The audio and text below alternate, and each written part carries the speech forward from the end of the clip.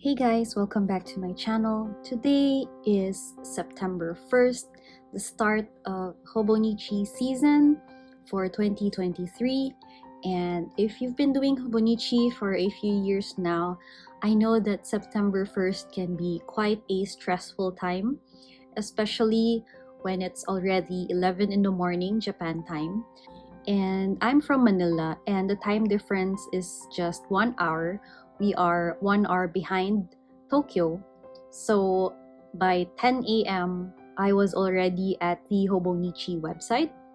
And here is a time lapse of how my morning went.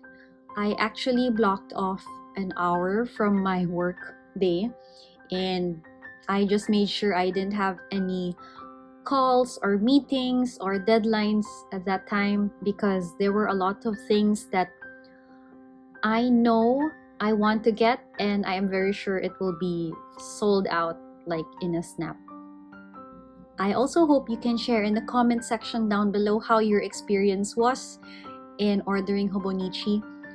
And now that a lot of people are starting to get into Hobonichi, either they're very curious what it's all about, or some people are transitioning from other planning styles like your bullet journal or minimalist planning or journaling. They're trying to incorporate the Hobonichi system in their planning, journaling, writing activities. So maybe that's why the website is getting a lot of traffic. And if you can see in the video, I just had to be patient and keep refreshing my page and just making sure that I put everything in the cart, everything that I wanted. Oh, by the way, if you are from the Philippines, there is actually a limit on the goods that you can ship. If the value of the parcel or the package is 10,000 pesos or below, then you don't need to pay duties and customs to FedEx. But if the package is more than 10,000 pesos in value, then you may need to pay customs and duties. So FedEx will take care of that. They will be the ones to calculate, and you will have to pay for it upon receipt of your parcel. So if you're from the Philippines, I suggest that you divide your orders so that you can stay below the 10,000 peso limit. Another way is that there are actually a lot of resellers on Shopee and also in the Facebook groups.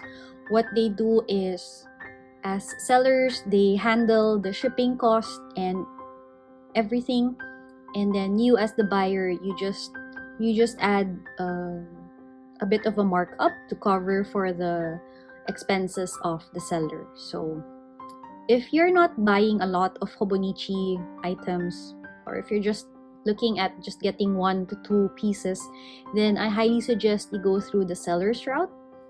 Or you and your friends, if you are all ordering Hobonichi, just do one online cart in the Hobonichi web store and then just divide the shipping cost amongst yourselves.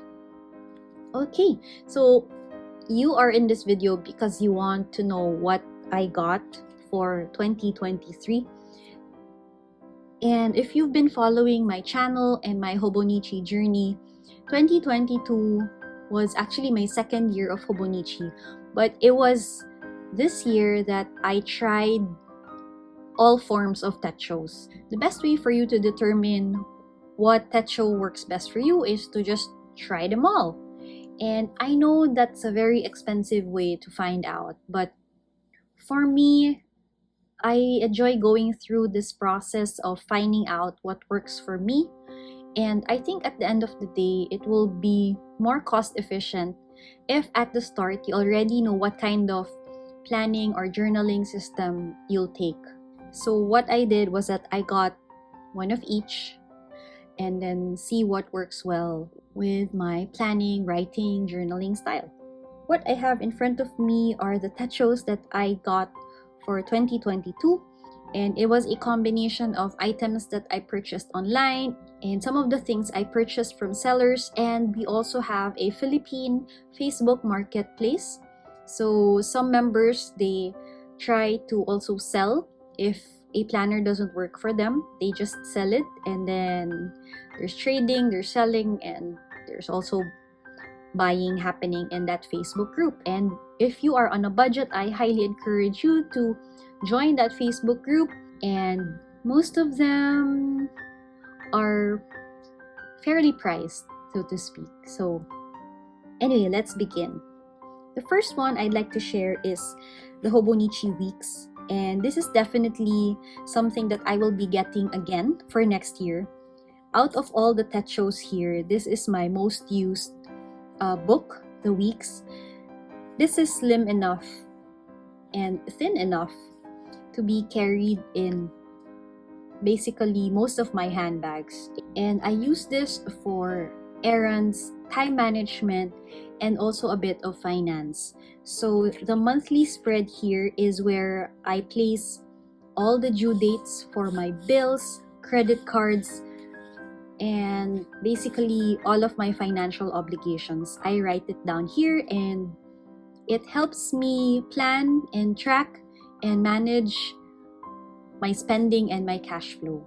So in the weekly spread, for the days of the week, on the left side of the spread, I just put here appointments, meetings, where I need to be basically. It just helps me plan my day. It makes me more streamlined. It makes me more efficient. I don't need to go back or forget or miss an errand. And at the same time, the right side of the spread is actually my to-do list. So it's a rolling weekly setup. I just put the dates at the top, and then I put all the things that I need to do, and I just mark out the days when I accomplished it. So, and I generally don't have to be strict as long as I accomplish them within the week. So it helps me manage my time. It helps me focus on what matters more, and it helps me prioritize and deprioritize tasks. The blank pages are just basically scribbles. Sometimes they're just random scribbles, sometimes it's a grocery list, sometimes it's a tracker, but I tend to keep this a more free-flowing part of my weeks. The second techo that I want to talk about is this 5-year techo, and it's in the A6 size. And if you've been following my channel, I mentioned that I use this really to chronicle the milestones of my daughter. She is 2 years old. She's turning 3 in October. And as soon as I actually got the techo, I started writing entries for her. And I used the right side of the spread because, let me just show you the spread. For an A6 and also for an A5, the years are lumped here on the left side of the spread, and you actually have just a few lines to put details or events or milestones for that particular year. And then the right side of the spread is actually a blank canvas. And what I do is, for 2020, I put the entries on the right side of the spread. I also put photos or anything that reminds me of that day to make it more memorable. So yes, I will definitely continue writing in this 5-year journal. I actually have until 2026 to accomplish this, but I am reconsidering this cover because it's a textile cover. I know it's bound to get dirty and there will be wear and tear in the next 4 years. So even if I had this sprayed with a fabric protector, just to make sure that the stains are cleaned easily from the cover, I'm still looking at getting a leather cover for my 5-year techo. Next are my 2 A6 techos. The left side is a Japanese original techo, and I basically use this as an ink diary or a swatch diary. So I'm also into fountain pens. It was actually Hobonichi that got me sucked into the fountain pen rabbit hole, and I am currently using it to just swatch and catalog all the inks that I have in my collection. And looking back, yes, this is a very expensive ink swatch diary because you can just get the normal Hobonichi notebook and there's no need for the pages, for your monthly spread and your daily spread, because I don't change inks on a daily basis, right? The most that I do is change inks every month. So for next year, I am thinking of just getting a plain notebook or a day free so that there's no space wasted and I can just put all the ink swatches on the free page and no more skipping on these dates. So what will I do with this Techo for next year? I'm thinking of actually using this as a sort of scrapbook and continue to put swatches here because I think this is already a good starting point for my ink collection. And at the same time, the pages here, I'm thinking of using it as a journaling or sort of a scrapbook, something that's not time bound, so I can just use any free page or I just put washi tape on top of it, so there's no pressure on it being a time bound type of journal. The other A6 is an English planner, so this is the English version. And this used to be my journaling Techo. So you can see I put notes here, I put my thoughts, I do journaling, morning pages, and all of that. But then I realized that I needed more space to be creative. In the middle of Feb or March, I think, it was still quite early in the year, I decided to use this as a work planner. So this became my work planner, and this is where I put my things to do, my important tasks for the day, and it's been working well for me so far, and I plan to still use this for next year. So yes, I am getting a Techo that's A6 size, but I might also get a weekly insert so that I can put all my meetings there because there's no weekly spread here. It's available in the A5 cousin. And the last one are these two A5 Techos. The first one is actually a cousin, and at first I was actually very excited to use it. I'm the type of person who's not really intimidated by the size. I actually enjoy writing in big notebooks, and I'm not pressured to write on all the spaces in it. That's why I decided to switch from this being my work planner. This became my writing and journaling planner.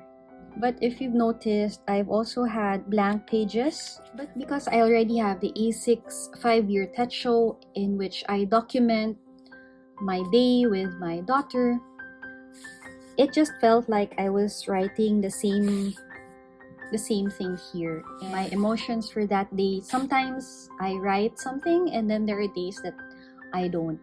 But because sometimes work tends to get in the way, it becomes very busy, this gets neglected or pushed aside. And I feel really bad sometimes that I don't use this enough, because what I really like about the cousin is that aside from the monthly spread, there's also this weekly spread that I'm not really able to maximize. So maybe for the cousin, it's not something that I will be getting for 2023, but I do intend to repurpose this for next year. I may just put washi tape on the dates and continue to do journaling and just put dates on whenever I feel like writing or journaling. The other one is actually where I keep my day free A5 size. This is actually a 2021 Techo, but because I still have a lot of pages left, I actually use this for YouTube. I put here my ideas, I put some sort of script or talking points, and I try to schedule uploads here on the monthly spreads.